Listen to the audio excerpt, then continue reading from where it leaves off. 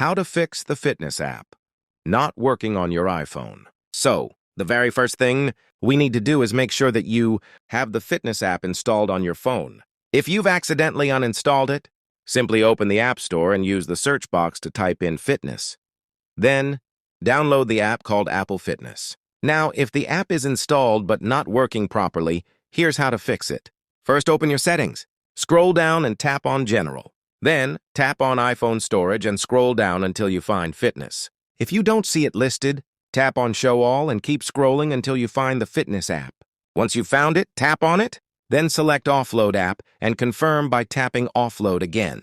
When that's done, tap the Reinstall app button.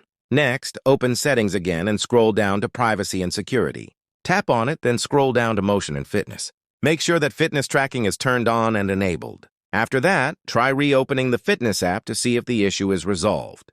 If it's still not working, here's the final step. Go back into Settings, scroll down to General, and tap on it. Then scroll all the way to the bottom and tap on Transfer or Reset iPhone. Next, tap Reset, then choose Reset Location and Privacy. Enter your iPhone passcode to confirm. Once this reset is complete, it should fix the problem with the Fitness app. And that's it, guys.